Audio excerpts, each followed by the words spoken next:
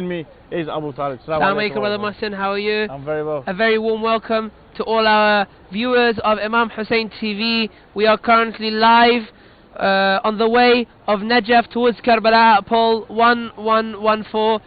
Anybody that has made his walk, please do come visit us. You are more than welcome.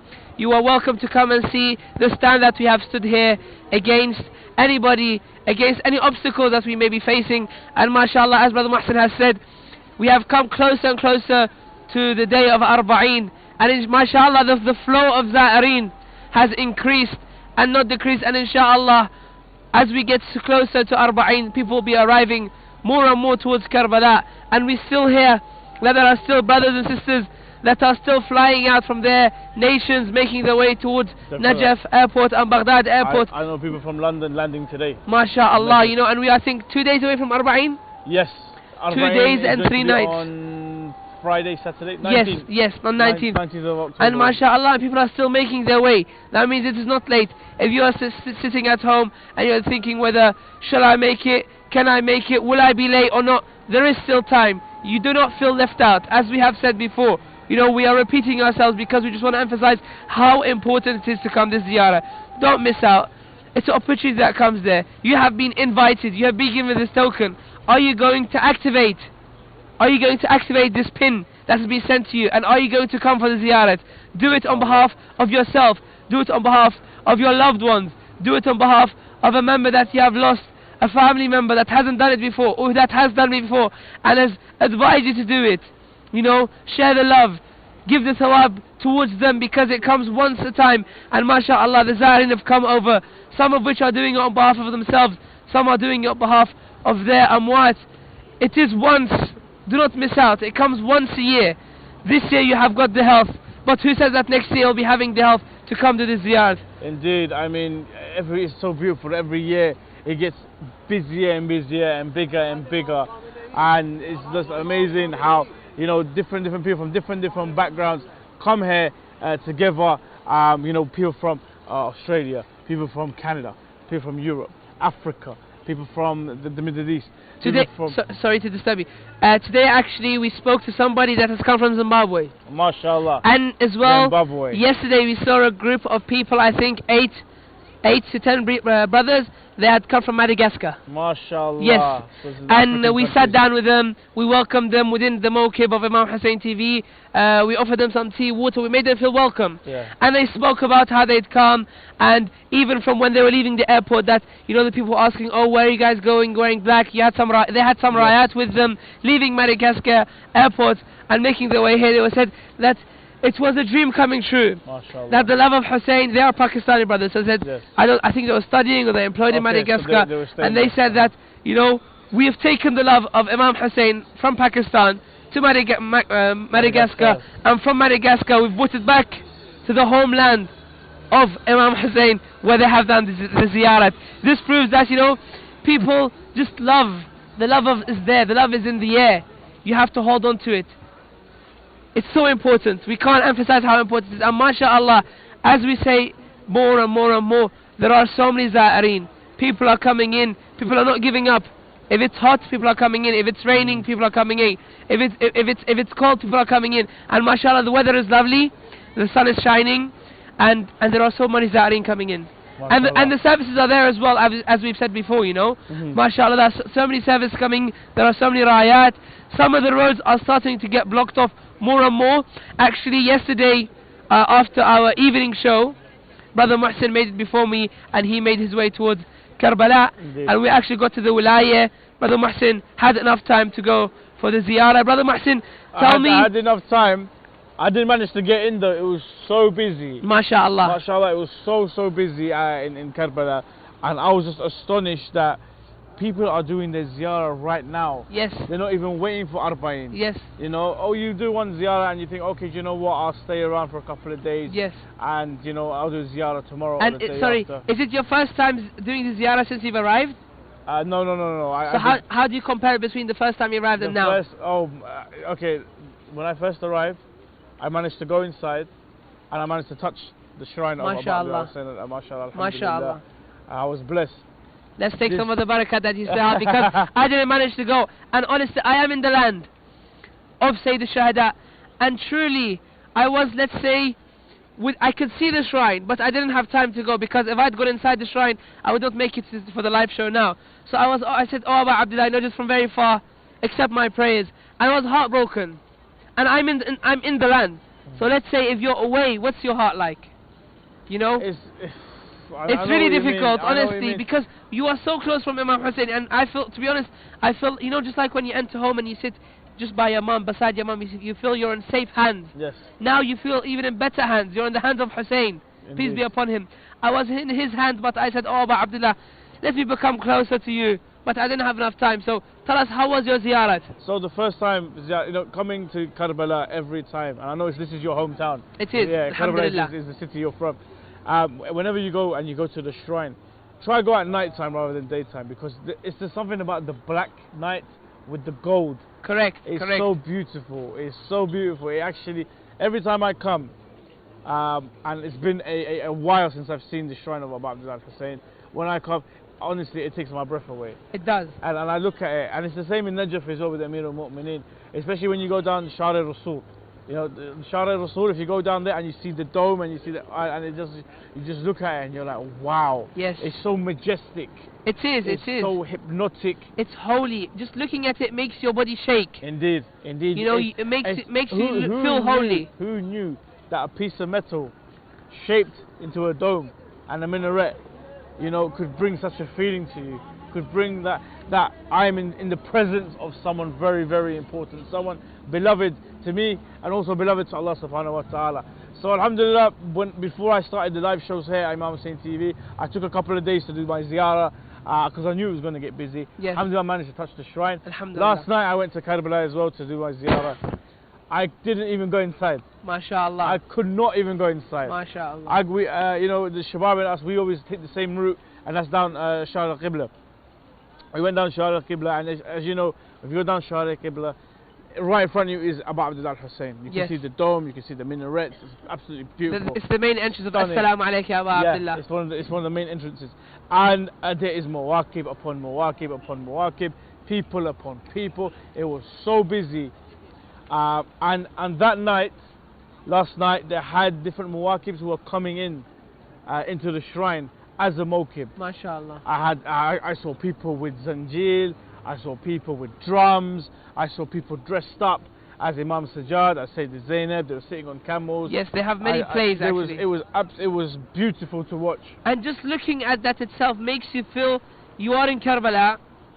Imam Hussein is just, his shrine is away, meters away from you. Yes. And then you have all these plays, mini plays being performed, you know. It's like a mini theatre that's moving around you. Definitely. It just makes you feel like you're one of the Ansar. Indeed. You know, that you didn't make it on the day of Karbala. And you know, when they bring the Shabih of Imam Zayn al-Abidin, or they bring the Shabih of Sayyidah Zainab salamullahi alayha, and knowing that they didn't make it on the day of Karbala, they have come for the Arbaeen. Yes. It just makes you feel there, you know. Everything becomes Muharram and Ashura and Arbaeen for you. It kind of like resurfaces and brings life to the story. It restores, yes, you know, correct, the story of Karbala and the story of Arbaeen as well. And in a way, it kind of shows how, you know, it gives you that visualization as well. You know, let's be real. When you come to Karbala, mashallah, it's a beautiful city. It is. Very developed. There's universities here. There's loads of different hotels, and there's schools, and then there's, you know, sports, leisure centres, and so it's a very, very big developed city. MashaAllah, a lot of money's been pumped in. Inshallah, more money will be pumped in. If you get a chance to visit around Karbala, please do. But one thing with the development, it's taken away the actual, what it was like at the time of Abu Abdullah Hussein. Yes. And I mean, like, if you can get a chance to see some of the deserts that we see, there's some over there, and that'll give you a rough idea of what it was like when Abu Abdullah Hussein came with his camp, and the battleground, and the battlefield for Abu Abdullah Hussein. So having these plays and these costumes and these shabis, as you were saying, kind of brings life to that again. It does. That I'm at the actual place where the battle took place. I'm at the same place where Abu Abdullah Hussein was slaughtered, and this is what happened to Sayyidah Zainab. This is what happened to Imam Sajjad. Yes. It kind of gives you a better idea, a better vision of the story of Karbala and the story of Arbaeen. And when I was there and I was watching, I was just mesmerized by the sheer effort put into the MashaAllah, production. yes. There was people in costumes. People, the way they were hitting the drum was synchronized. Everyone was hitting the drum the same way, like this. The costumes, the people, and the bystanders, the Zawar were there, and they were crying. I saw people break down. Yes, that's just by true. watching the production and the plays and the Shabi, I saw people break down and crying, and me myself, I was touched by watching the Mawakib. And two things were in my heart. One was, Ya Aba Abdullah, look how many people are coming towards you now. Look at the effort people are putting in to make sure your name is never tarnished. No. And at the same time, Ya Aba Abdullah, did this happen to you and your people? Really, is this how they treated your ummah, and this is how they treated your And even worse, as much as we want to bring the image towards our people, it was worse. Because just knowing that this is a play, yes, makes us understand that we are being told the story. Whereas actually the story itself, just being there or being part of the story, would be worse. Indeed. You know, some of the riwayat and ahadith, they are saying that Sayyidah Zainab sallallahu alayha, she was made, she was ordered to change her clothes. Wow. In front of Yazid. You know, and she was ordered to change her clothes. She's like, I will not. This is the clothing that my father had told me and taught me to be wearing. So I will not be dressed in the clothing that you order me to do. You know, and this is also a stand that not just Hussein, peace be upon him, stood, but we also learn that Zainab salamullahi alayha, she stood a stand of a man. We are trying to say that we're not making Zainab salamullahi alayha look like a man, but she was strong. She stood a strong stand, and nobody had stopped her, and nobody will stop her. MashaAllah, we have some of the sisters that are still doing the same stand and standing against injustice all around the world. Any obstacle that they are facing, they are still going against it, and we have a duty to do so. All our mothers, our sisters, our daughters, our wives will have to challenge anything being said against us as Shi'as, as Muslims. Unfortunately, the media is not telling the truth, is not showing the right Islam, the Islam of Hussein, the Islam of Fatima, the Islam of Hassan, the Islam of Zain al-Abidin. Peace and blessings be upon all. Peace and blessings be upon them all, and may the cursings of Allah be amongst their enemies. And inshallah we'll be going for a short break, and we'll be coming back with all our viewers, so please stay tuned with us. Fi amanillah, for very short inshallah.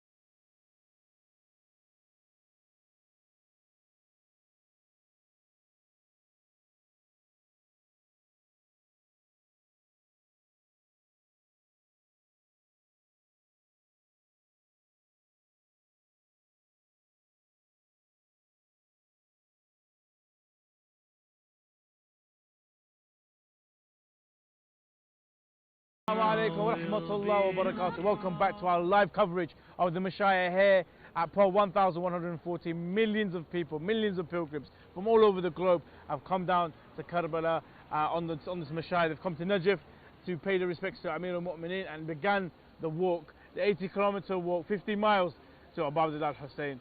MashaAllah, we're getting closer and closer to the day of Arbaeen, and millions of these pilgrims will be there on the day of Arbaeen by the side of Imam Hussain, inshallah. What a pleasure, what a joy, and what an honor it is for these people to be walking and to be beside the grave of Abu Abdullah on Yawm al-Arbaeen. It is. So, Abu Talib, we were discussing about, we went to Karbala last night, and there was different mawakids and there's people dressed up. Yes. And I was talking about the sheer amount of people that were there. It was unbelievable compared to when I first went. It took me about an hour to walk to the shrine because of the checkpoints and the people in front of me. I was not walking at my normal pace, a lot slower pace because of the sheer number. What about your night? What did you get up to? Did you manage to get to do your ziyarah? So, unfortunately, I didn't get to do my ziyarah because we attended one of the majalis which were very local to the shrine. And mashallah, as well, there was it was packed basically. Okay. Mashallah, it was a big hall, but if it had, for example, the capacity to have 1,000 people, there were 2,000 people within that hall. And we were literally sitting one next to each other. We were stacked one beside the other, and it was amazing. They turned the lights off.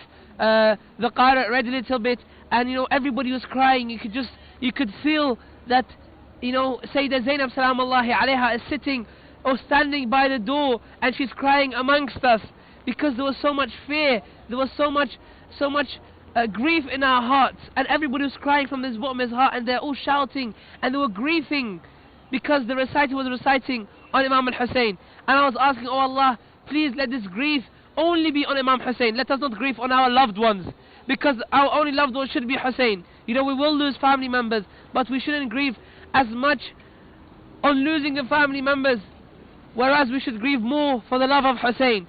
And as we say again, mashallah, there were so many people there, and then there was a matam of Latum. And there were 4 reciters, mashallah. Usually back home we have 1 or 2 reciters. There was 4 reciters, and I think the first reciter was roughly the age of 23 to 24, and it built all up to a reciter around age 60 years old. And I was saying to myself, look, mashallah, that the reciters are becoming older and older, and the reciters, the service of Imam Hussain is coming from one generation to another. It's falling from one generation to another, and it's not stopping at one boundary. And as well, there was many forms of recitations. There were more recitations which were more up to date. The language that was used was more than up to date. It was more of Iraqi language, whereas there were some recitations that were in Arabic Fusha. So you have many audiences, and you have a wide range of people trying to understand and bring in the people towards the service of Imam Hussain. MashaAllah, it seems as if though, like, you were with the locals in Karbala. Yes, local majlis where I was with the pilgrims, alhamdulillah. And unfortunately I didn't get to do, go inside for my ziyarah. I had to do it from outside. But it's just beautiful. And coming to the majalis and coming to the ziyarah at this time around Arbaeen time, we kind of look back at the lives of Sayyidah Zainab. We look back at the lives of Imam Sajjad. For you, Abu Talib, what characteristics, what stands out about Sayyidah Zainab to you, considering what she went through in her early life and later on with her brothers? Look, Sayyidah Zainab salamullahi alayha, she was brought up in a very small circle. She was brought up after losing her mother Fatima salamullahi alayha at a very young age. She was responsible. She was like the small figure of Fatima, peace be upon her, in the house. Although they had al-Baneen, but still she had the smell, she had the essence of her mother Fatima Zahra salamullahi alayha. And she was always shadowed. She always had a shadow of Abu al-Fadl beside her. She had a shadow of Imam Hussain beside her always, and Imam Ali would always, look after her and make sure that, because she was the only daughter that they had, and she was the only one there after the loss of the mother, Imam Ali made sure that she always was looked after. She wasn't spoiled, but she had the best services. That's why in many of the poetry she says, "Oh brothers, why did you leave me alone? After I was known as Zainab, that honored Zainab, I've become that lonely Zainab. I've become that Zainab that everybody insults me." So the characteristics that I look at our lady Zainab salamullahi alayha, that she stood against injustice as a female. It makes us as males more responsible, more resilient. It makes us go that extra mile to have our word heard, to have our love shared. One could say the memory of Hussein is because of Sayyidah Zainab. It is. That if Sayyidah Zainab wasn't there, there wouldn't be no Muharram Majalis, there wouldn't be no Arbaeen. They would have forgotten this massacre and this tragedy of Karbala if it wasn't for Sayyidah Zainab. It is because after Zainab left Sham, she came back towards Karbala, and she told the whole story. The story was there, the puzzle was there, but she brought it all back together, and she told what happened to the head of Hussein, peace be upon him. She described what went through her story, her life, and what went through the lives of Ruqayya salamullahi alayha, the daughter of Abu Abdullah. And as well, what do we learn from Ruqayya salamullahi alayha? Again, the whole battlefield of Karbala, each and every individual, each character is a role model for us. For example, I would say as a youngster, as a teenager, my role model will be Ali al-Akbar. For my mother, her role model will be Lady Zainab. For the younger sisters, their role model will be, for example, the wife of Qasim. For the really younger sisters, their role model will be Ruqayya salamullahi alayha. What did she go through? And still she went through things. And what did she offer? Did she give up? Never. No, she didn't give up. Did she choose the wrong path? No, she didn't. She still stayed on that path. The path of her father, the path of her grandfather, the path that Allah subhanahu wa ta'ala wrote for them. Indeed.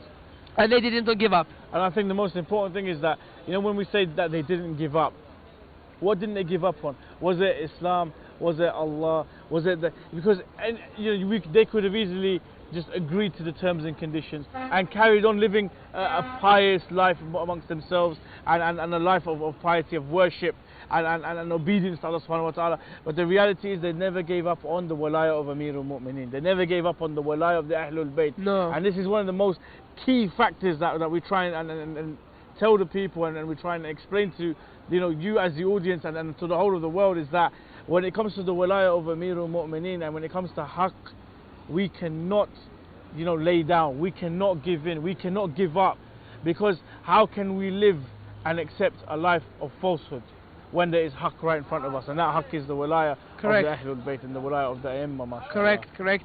As you said, they didn't give up. For example, Abu al-Fadl, when he was in the battlefield of Karbala, they offered Abu al-Fadl to leave Imam Hussein.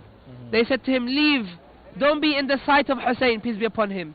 Come to us, be a companion of ours, and we will give you whatever you want. They offered a specific amount of gold. They said to him, do you think that I will leave my brother for gold? I will leave Abu Abdullah al-Hussein for gold? And yet, throughout the whole life of Abu al-Fadl, he didn't call or address Imam Hussein as brother, akha. He did not. Never, He always called him, oh master, oh Mawlai. He kept that relation, he kept that level of respect between them, although they were brought up in the same household. They had the same father. And that is down to their mother, because their mother, the mother of Abu Fadl, al-Baneen, may peace and blessings be upon such a great lady. Yes. She understood the reality behind the Amirul Mu'mineen. She understood the reality behind the Ahlul Bayt. And she taught her sons well, and she taught her sons that, no, don't look at these people as your brothers and sisters, for they have a higher status, a higher rank, and they are from a different background. They're not made of the same DNA as you. These people are nur, and these people are the hujjah of Allah subhanahu wa ta'ala, and it is our duty to serve these people. MashaAllah, and thinking of that, she's the second wife of Imam Ali. Exactly. Comparing to the second wives of today's day and age, how they treat the children of the first mother, it is way different. al-Baneen knew the value. This is why Imam Hussein says, the one that visits my shrines and knows the value of me. It is very important not just to visit the shrine. Out of these millions, mashallah, they all visit the shrine. But it's important to know the value of Imam al-Hussein. We need to know, we have to understand how important is Imam Hussein. It is not just visiting his shrine, it's knowing the value of Hussein and how important it is. May Allah write our names as the visitors of Imam Hussein and invite us this year and each and every single year for his ziyarat, because it is a true invitation where you are honored to say, between your friends and family, your colleagues, to say, you know what, I'll be going for the ziyarat of Arbaeen. It is different to say that I'm taking a 2-week holiday or a 10-day gap from work, from college, from studying, from my household. When you say I'm being invited for Imam al-Hussein, it is true honor. Actually, I would like to bring up another thing, that some of the team, some of the crew of Imam Hussein TV, some of the cameramen that I have spoken to, they actually are employed full-time within other companies, but they specifically take off, they take a holiday to come and work for Imam Hussein TV. So I was thinking to myself, but he's got a permanent job, why would he come and do this job? He says, because it's an honor to serve the servant of Imam Hussein. I think we're going to a break now. Can we confirm? Are we going to a break? Inshallah, we're going to go to a small break, and then inshallah we'll join you after the break. Assalamu alaikum wa rahmatullah wa barakatuh.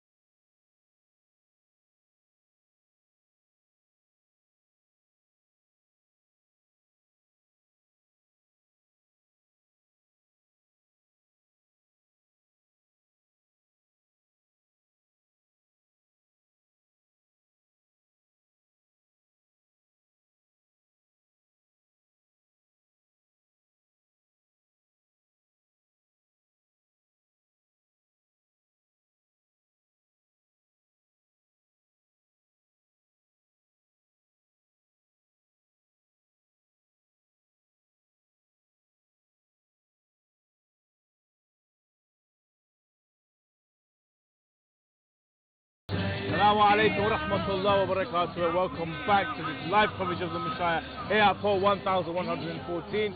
MashaAllah, millions and millions of people have gathered here, walking towards Karbala as we build up towards Arbaeen. There's only a few days left and we're almost there.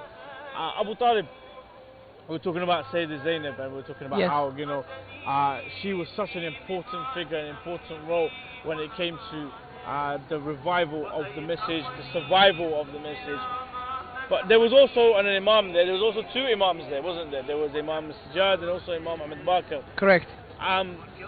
What do you think Imam Sajjad was going through? Because he was ill. He was very, very ill, and he couldn't fight. And I mean, the narrations say that, you know, he'd grab a stick and say, "Give me a sword and let me go and fight."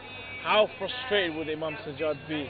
And yes, and I think we shouldn't miss out this point. Before we move on to Imam Sajjad, salamullahi alayh, let's get back to Sayyidah Zainab.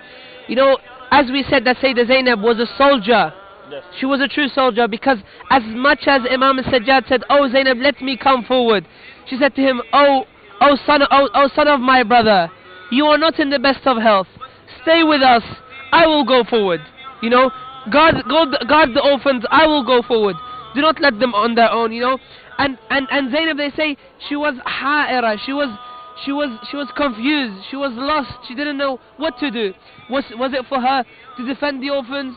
Was it for her to stay back with the orphans? Was it for her to stay with the Alil, Zain al-Abidin?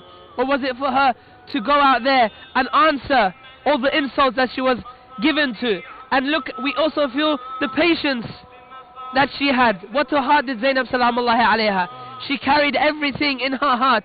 She had nobody to explain to. There was no Abu al-Fadl, no Imam Hussein, no Fatima al-Zahra, no Ali ibn Abi Talib. There was nobody for her. After all of that love and respect that she had, she has become to the bottom level where she was on her own. There was nobody there with her. Sorry, Brother Mohsin, I just had to make that so I just had to clarify that. People need to know this. That Sayyidah Zainab salamullahi alayha, I think that there should be documentaries and books written about this lady. You know, mashallah, this lady, I'm lost in words. The things that she brought forward.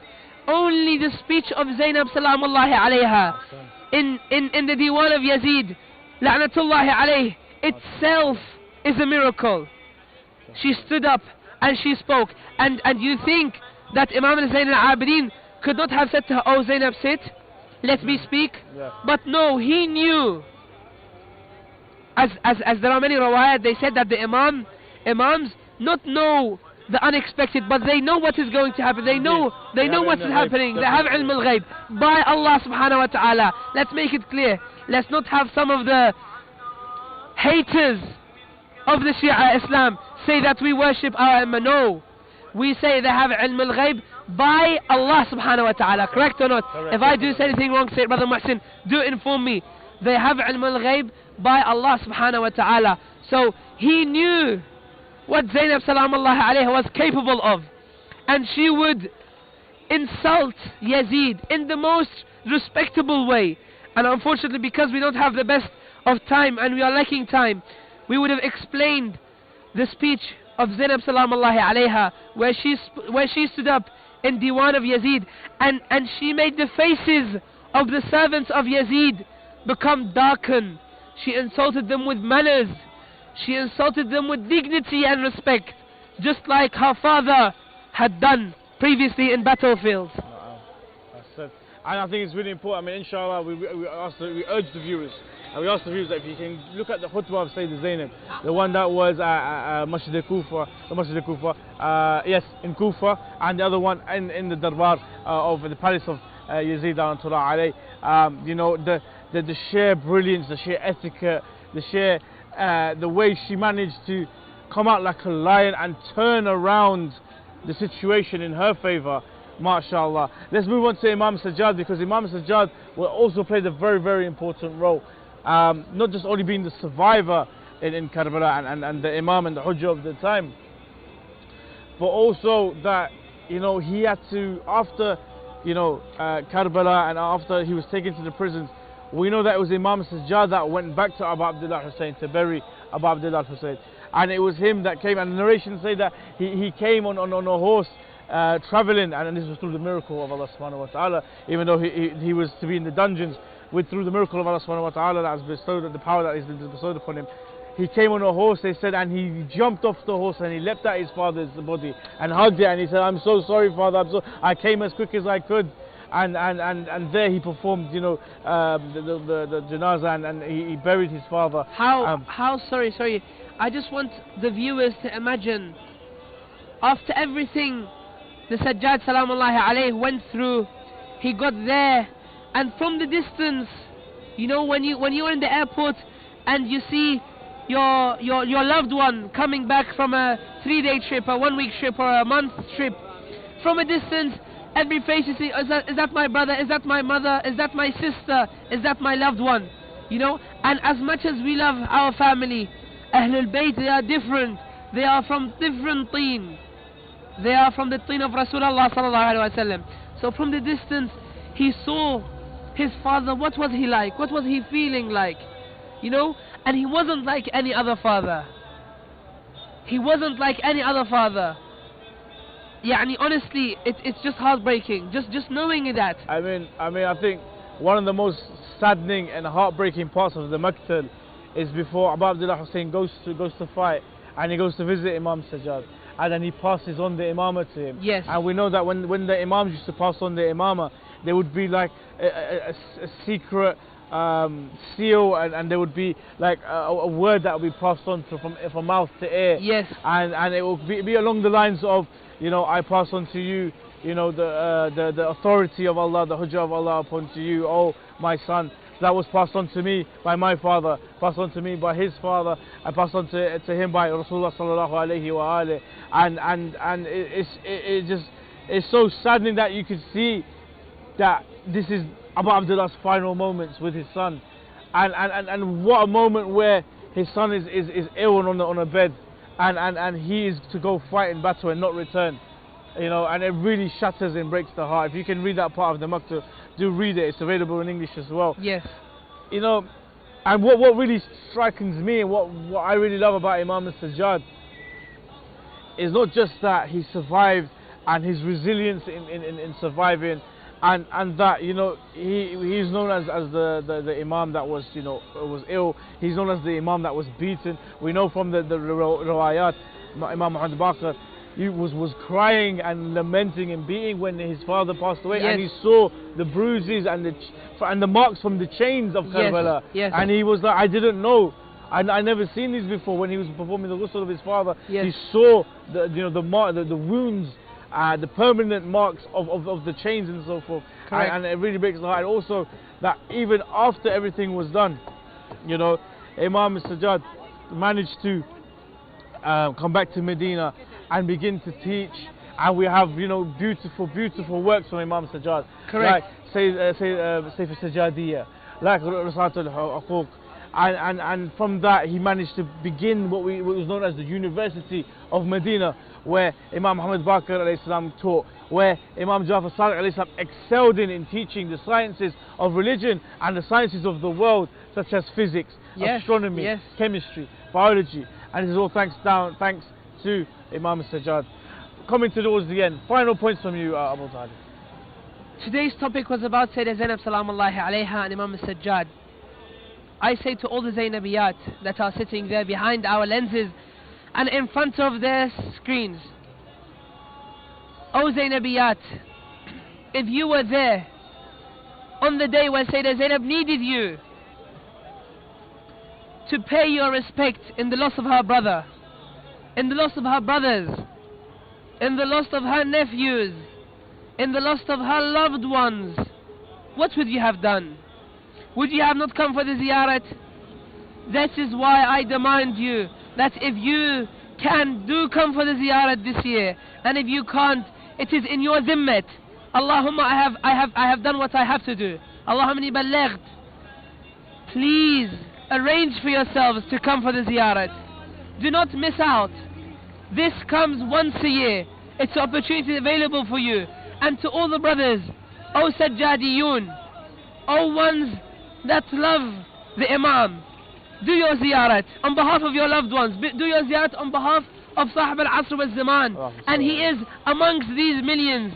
He might be the one that served us with tea, or offered us tissue, or came with us, or bumped into us. Let's show the respect of the Za'ireen. Let's give them better services. It is very important that all of you come hand by hand, shoulder by shoulder. We leave all political parties. We unite under one umbrella. It is the umbrella of Hussein, peace be upon him. It is the love of Hussein. It is one aim. It is one arrow. It is one direction. It is towards Karbala, where all these millions are directing towards. Insha'Allah, me, you, the whole crew of Imam Hussein TV is amongst these where the angels are writing the names of. And we have come to an end of today's live footage. I ask Allah subhanahu wa ta'ala to accept all of our prayers, and I would like to thank Brother Mohsin and thank the whole team of Imam Hussein that are putting their efforts day and night. We finish this live show, it starts in Urdu, it starts in other languages that we offer. May Allah accept all of our prayers, and it will be a fi amanillah and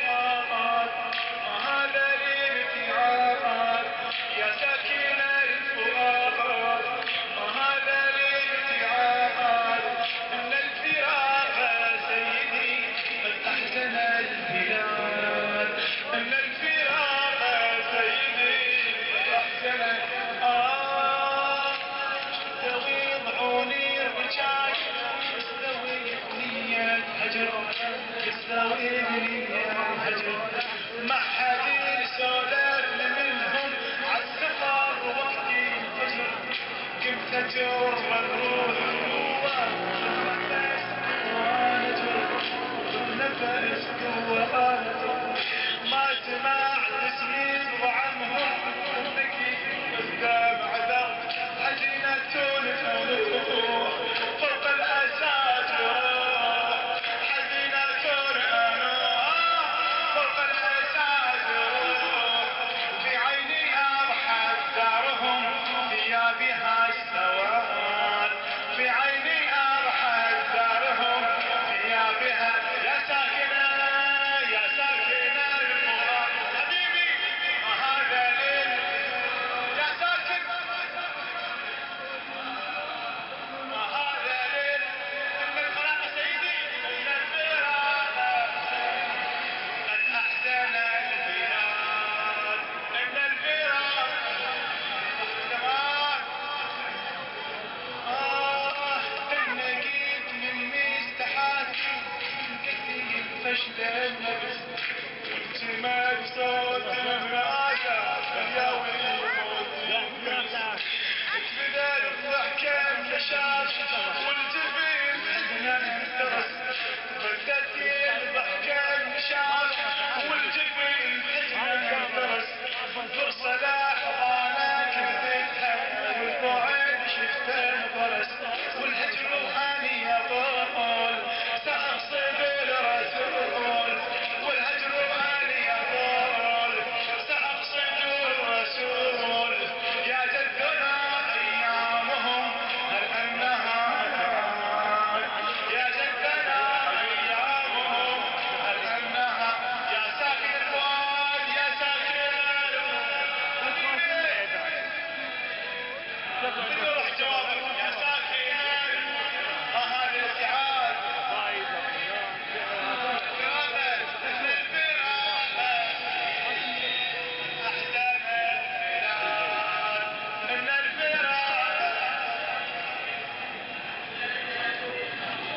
أخذوني وإياكم الهجر ما ينحمل الهجر ما ينحمل كنت أشوف بعين أبويا بالمدام شمل كنت أشوف بعين أبويا بالمدام شمل أنا ما اهلا وسهلا بزوار سيد الشهداء غريب الغربان يا مولاي يا حسين يا مولاي يا حسين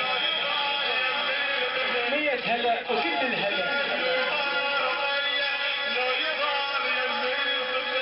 يكونوا في الغياب عبر من الأحباب يكونوا في الغياب عبر من الأحباب فيه أشم ريحكم لكم كل الوداد فيه أشم اهلا وسهلا بزوار سيد الشهداء ابا عبد الله الحسين حياكم الله يا من جئتم مشي على الاقدام الى سيد الشهداء حياكم الله واهلا ومرحبا بكم 100 هلا اهلا ومرحبا بكم كل خطوه تخطونها يا زوار الحسين كل خطوه تخطونها يا زوار الحسين حياكم الله اهلا ومرحبا اهلا وسهلا 100 هلا وقواكم الله قواكم الله يا غاتي ينجرح مري البعد ما ينجرح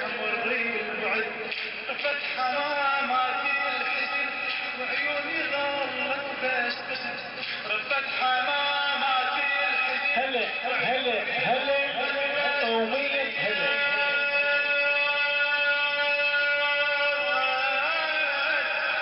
المشاعر بسفر يا ما صدقني أدري المشاعر بسفر يا ما صدقني في عسل الظلام يا أيها الإمام في عسل اهلا وسهلا بزوار سيد الشهداء حياكم الله وشرفتمونا اينما جئتم حياكم الله 100 هلا كل الهلا وكل جبن يقبل هلا كل العبارات يا ساكن الفؤاد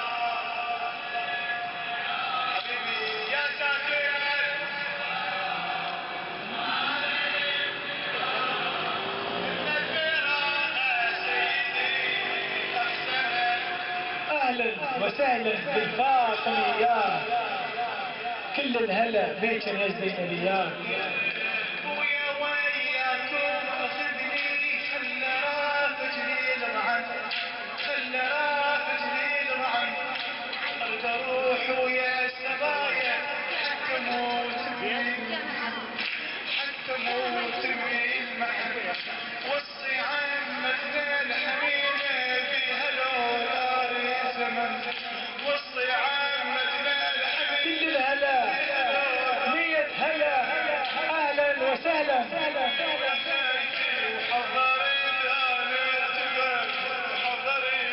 انا التفت 100 هلا كل الهلا قواكم الله حياكم الله في قبرنا نكون ونبكي في الشجون لما جرى من فقدكم في قبرنا هلا و100 هلا اهلا وسهلا بهذه الحشود المليونيه يا سيدي يا حسين يا سيدي يا حسين هام الموالون جاءوك مشيا على الاقدام يا حسين وهم لا يزالون ببرد الشتاء القارس ولا بحر الثلج اهلا وسهلا بكم من اينما جئتم وحياكم الله وكل الهلا شرفتمونا 100 هلا قواكم الله صلوات على محمد وآل محمد مقبولة الزيارة ان شاء الله كامل شافي والجبن حزنا انترت فرصة لحظانك رديتها والبعيد شفته انقرس والهجر واني يقول سأقصد الرسول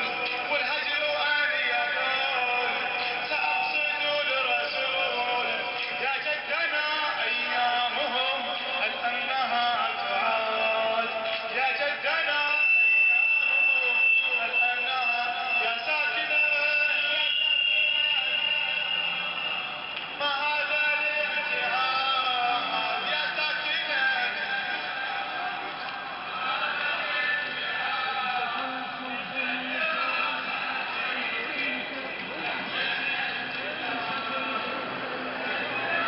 من الفراق سيدي يا كريم قد احسن البلاد يا مولاي ويلي عزاها المظلومة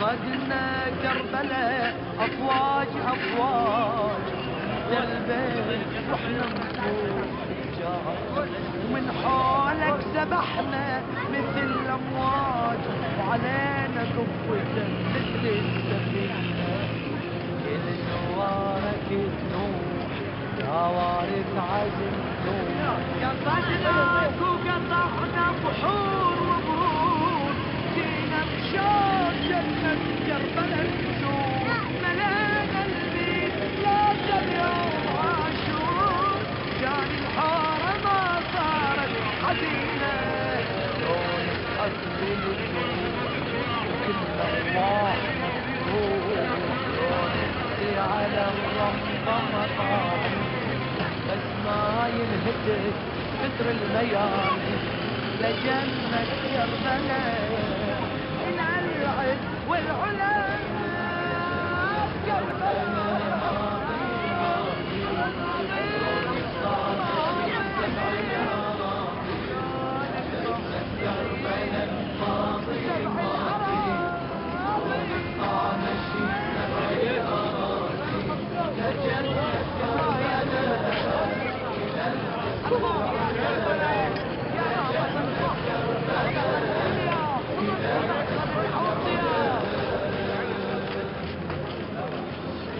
تركنا ديارنا وجيناك بالشوق قلبنا بجمرة الآلام محروم كل جرمتنا طالبنا بالحقوق رفضنا الضيم والعيشة الذليلة رفضنا نعيش أموال مثلك صحنا هيها شربنا دموعنا مثلك ضمايا لفينا الخواتم للمنايا شباب بقيدها راحت ضحايا نسوان انتبت سبي العقيلة ما طاحت الراية رغم كل الجراحات رغم كل البلاء ماضي الماضي على عهدك يا ابو الاحرار راضي لجنة كربلاء إلى العز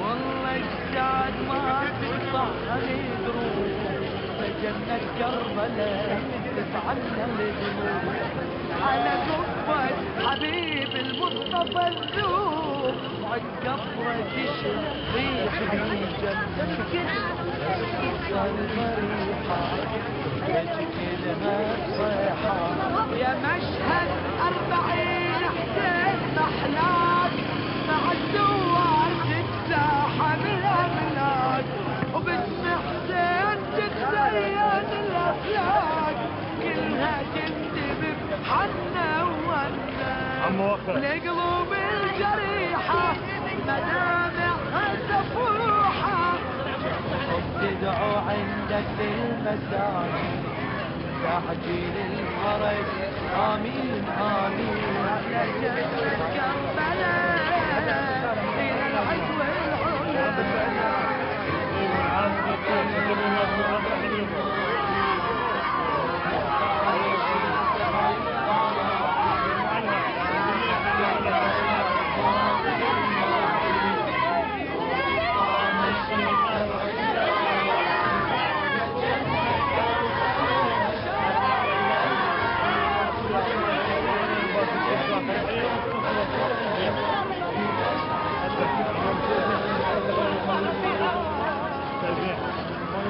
جنة كربلاء أرواحنا تطير كل ما نسمع يتهاون وتبكير يزيد الشوق إن الموت تبشير موت بكربلاء موت غنية محلى الموت محلى لكن هو محلى بس نسمع من العدوان تحذير نزل بالكربلاء تهليل وتكبير أهل الإسلام ما يرعبنا تكفير ولا ترعبنا زونة آل أمية دم حسين لولا من الدين أعلى كربلاء تضحك ملايين ما فيها عدوان المعادين لجنة كربلاء إلى العز والعلا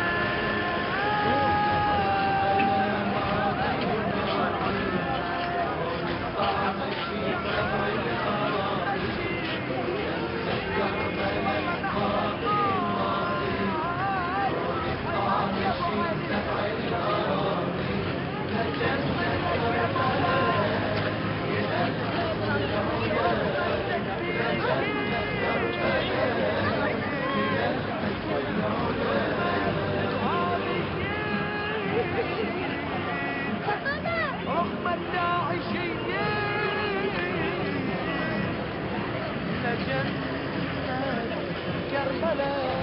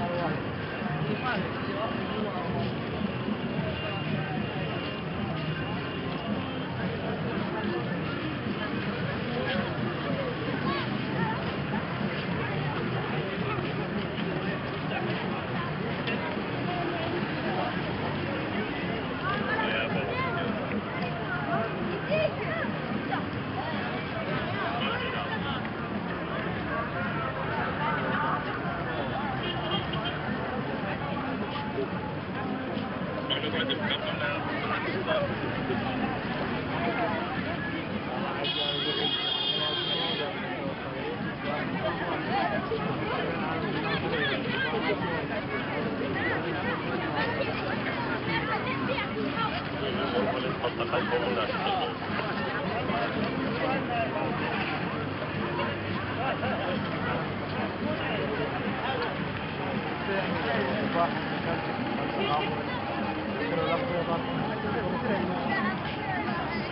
advantage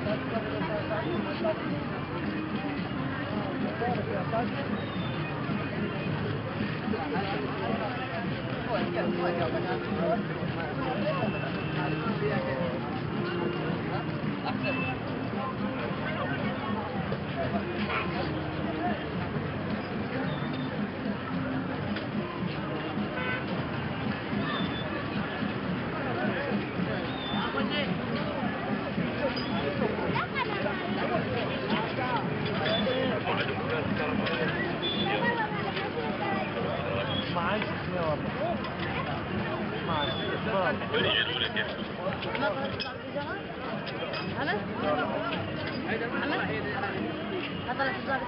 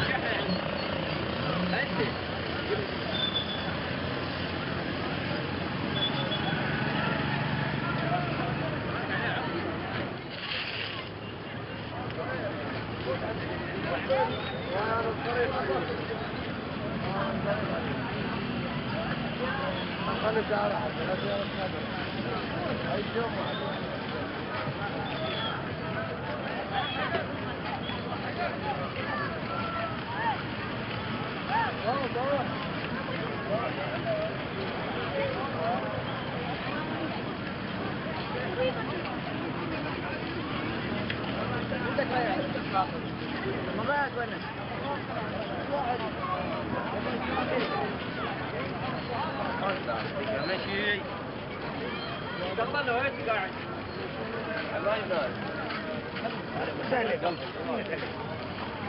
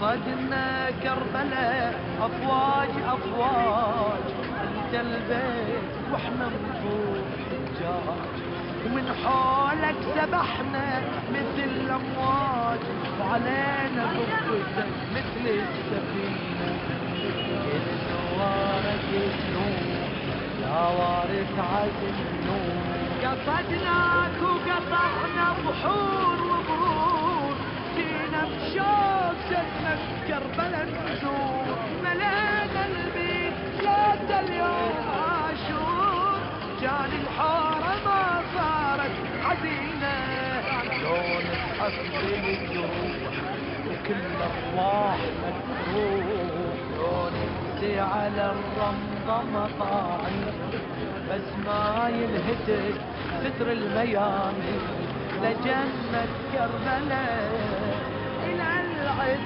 والعلا، كربلاء ماضي ماضي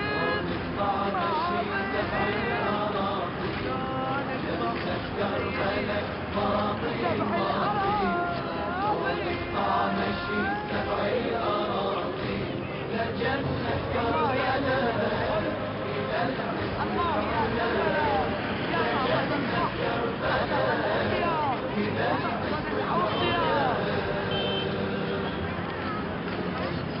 تركنا ديارنا وجيناك بالشوق، قلبنا بجمرة الآلام محروق، كل جرمتنا طالبنا بالحقوق، رفضنا الضيم والعيشة الذليلة، رفضنا نعيش أموات مثلك صحنا هيهات، شربنا دمومنا مثلك ضمايا،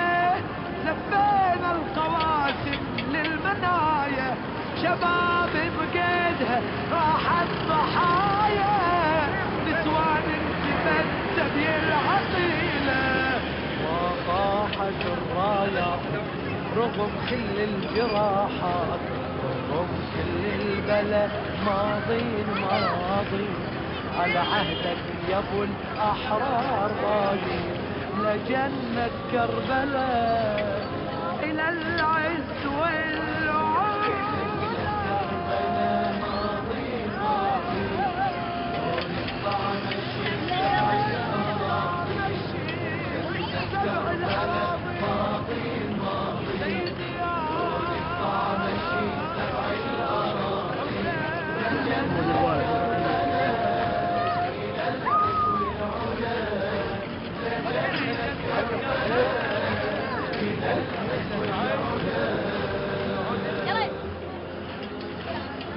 يا والله اجساد ما تقطع القلوب، لجنة كربلاء تتعلى القلوب، على قبة حبيب المصطفى الذوب، وعد قطرة تشم ريحة الجنة، بس توصل ضريحة تضج كلها بصيحة.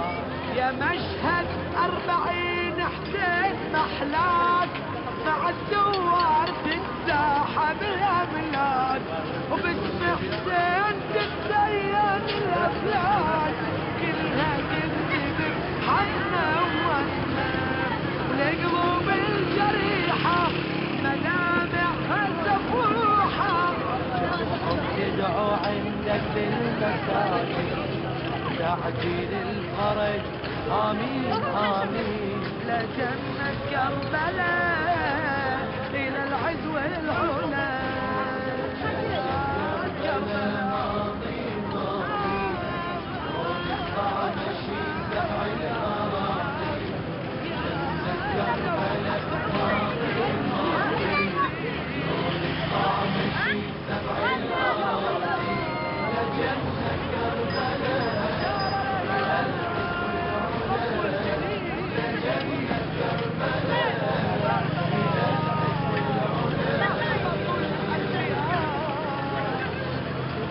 جنة كربلاء أرواحنا تطير، كل ما نسمع الهوى وتفجير، يزيد الشوق جنة الموت تبشير، موت بكربلاء موت غنية، محلى الموت محلاه لكن يهدي مولاه، بس نسمع من العدوان تحذير، تزلزل كربلاء تهليل وتكبير، أهل الإسلام ما يرعبنا تكبير، ولا ترعبنا دولة آل أمية، دم حسين لولا من الدين أعلى، جنة كربلاء تسحق ملايين، ما يفنيها عدوان المعادين، لجنة كربلاء إلى العز والعلا.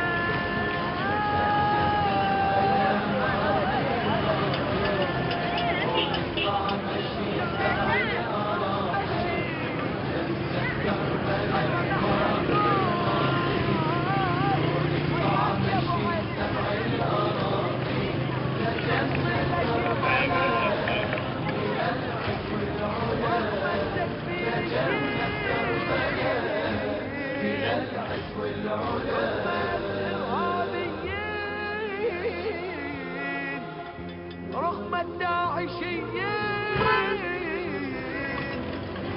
لجنة كربلاء.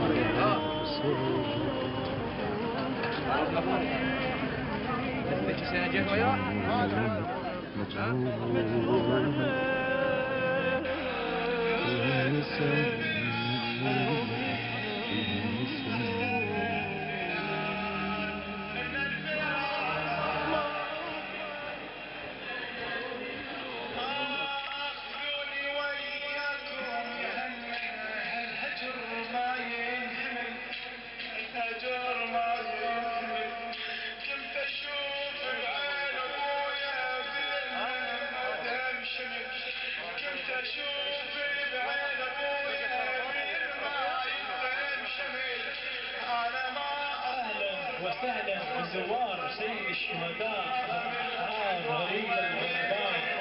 يا مولاي يا حسين، يا مولاي يا حسين، 100 هلا وكل الهلا.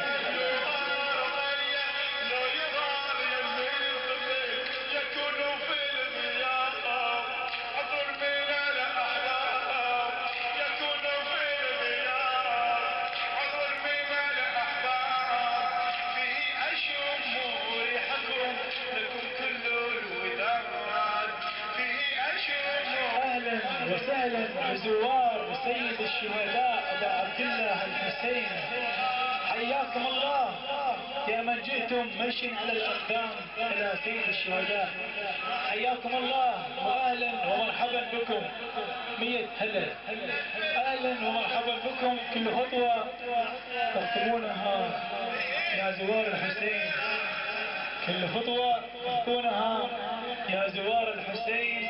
حياكم الله اهلا ومرحبا، اهلا وسهلا. 100 هلا وقواكم الله، قواكم الله يا غاتي. ينجرح مري البعد، ما ينجرح مري البعد، فتح حماماتي الحزن وعيوني ظلت بس فتح حماماتي الحزن. هلا هلا هلا و100 هلا.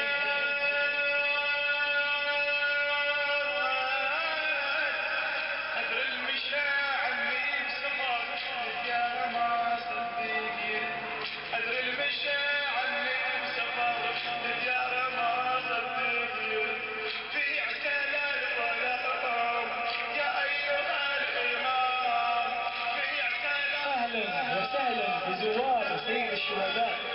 حياكم الله وشرفتمونا اينما جئتم. حياكم الله. 100 هلا، كل الهلا وكل جبن يقبل هلا.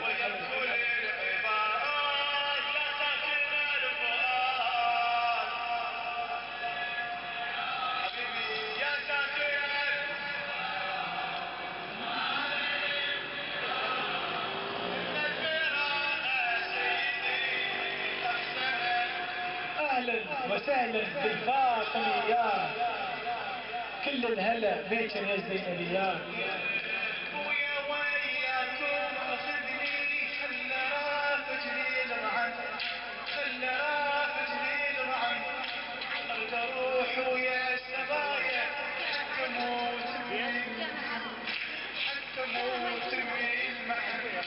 وصي عمتنا الحنينه فيها لو داري زمن، وصي عمتنا الحنينه. كل الهلا 100 هلا. اهلا وسهلا. وحضرت انا الجبل 100 هلا. كل الهلا قواكم الله. حياكم الله.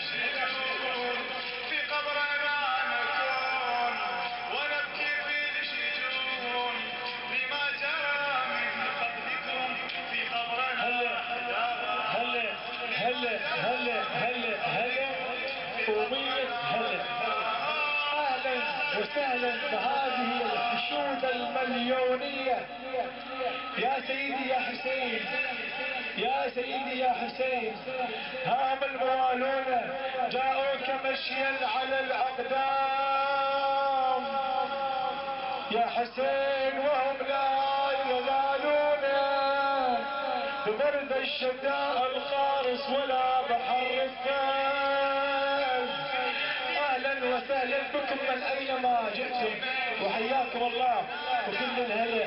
شرفتمونا 100 هلا. قواكم الله. صلوات على محمد وآل محمد.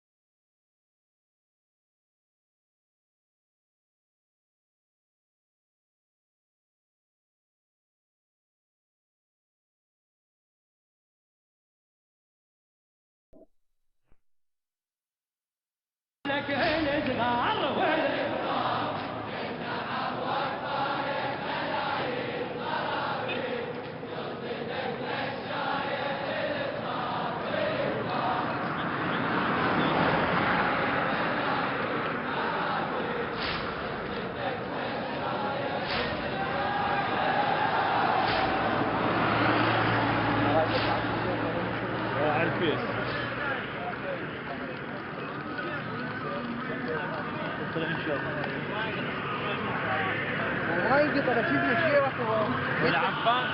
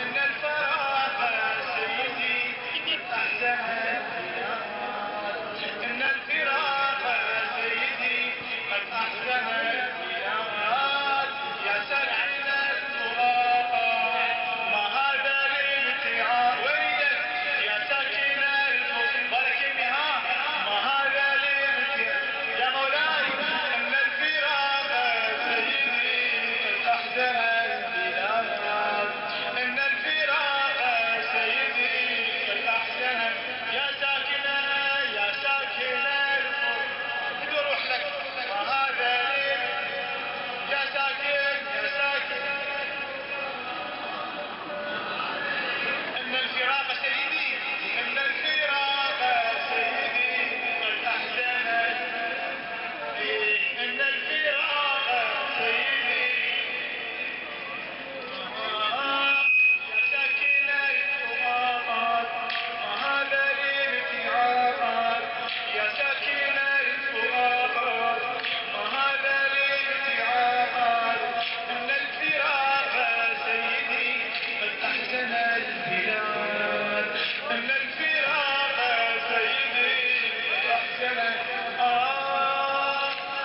استوي ضعوني الرجال استوي بنية هجر استوي بنية هجر ما حد يسولف منهم عالسفر وقت الفجر كنت أجر الروح نفس قوة ما سمعت اسمي عنهم ذكي قدام عذاب حزينة الروح فوق الأساس حزينة فوق الأساس في عيني أضحت دارهم ثيابها السواد في عيني أضحت دارهم ثيابها يا ساكنة يا ساكنة الفراق حبيبي وهذا ليل يا ساكن وهذا ليل إن الفراق سيدي إن الفراق قد أحزن البلاد إن الفراق تمام إن جيت من مستحاك كثير فشل النفس والجمال صوت المرايا يا ويلي اكفدا الضحكة النشاط والجبين حزنا انترس بدتي الضحكة النشاط والجبين حزنا انترس فرصة لحظانا كذبتها والبعد شفته برس والهجر واني يطول سأقصد الرسول والهجر واني يطول سأقصد الرسول يا جدنا ايامهم هل انها يا جدنا ايامهم هل انها يا ساكن الفؤاد يا ساكن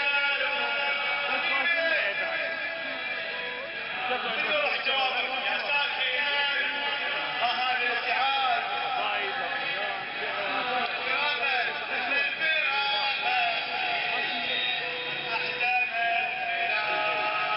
إن الفراق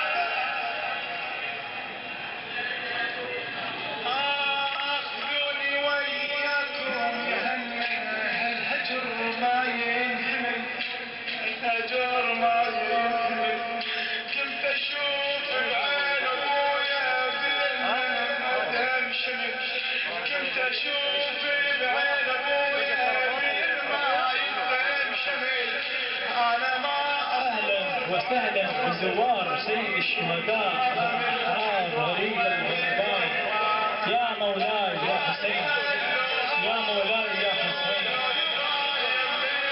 مية هلا وكل الهلا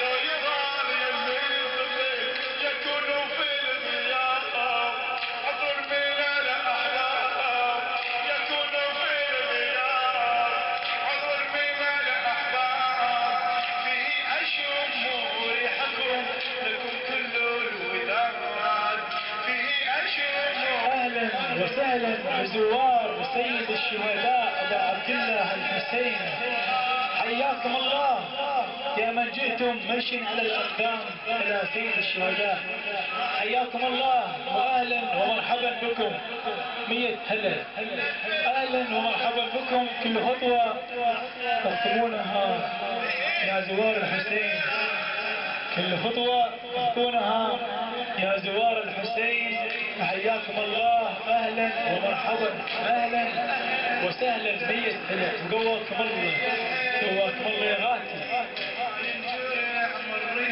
البعد، ما ينجرح مري البعد، فتح حمامات الحزن وعيوني ظلت بس رفت حمامات الحزن. هلا هلا هلا ومية هلا.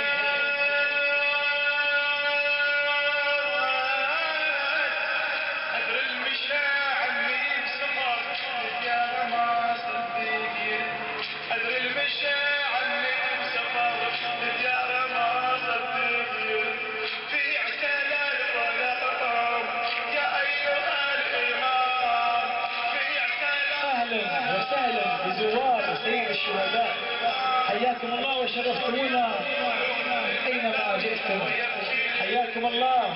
100 هلا، كل الهلا وكل جبن يقبل هلا.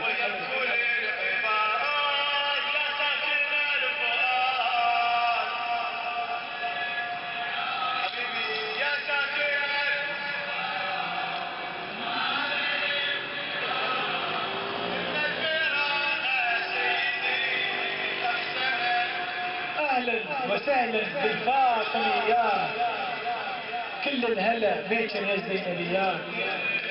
ويا وياكم اخذني خلى رافجني الرعن، خلى رافجني الرعن، ارد اروح ويا السبايا حتى موت بي، حتى موت بي المحن، وصي عمتنا الحنينه فيها لو داري زمن، وصي عمتنا الحنينه. كل الهلا 100 هلا، اهلا وسهلا. وحضرت انا التفت 100 هلا، كل الهلا قواكم الله، حياكم الله.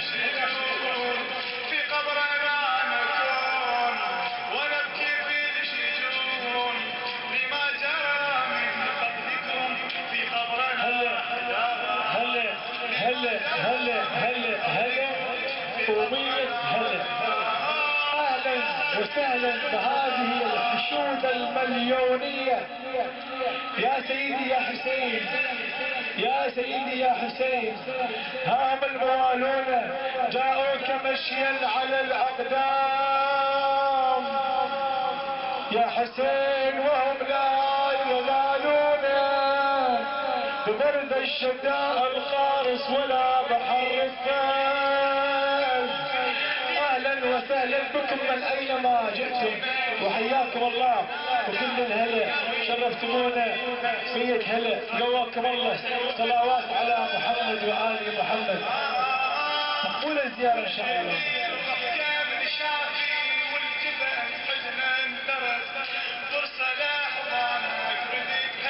والبعيد شفته انغرس، والهجر واني اقول ساقصد الرسول، والهجر واني اقول ساقصد الرسول.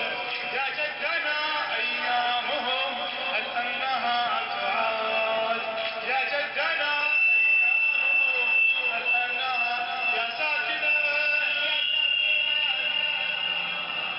ما هذا الابتعاد، يا ساكنة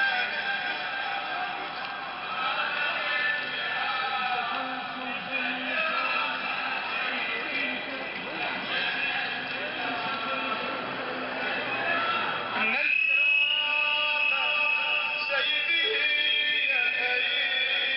قد احزن البلاد يا مولاي، ويلي عزاها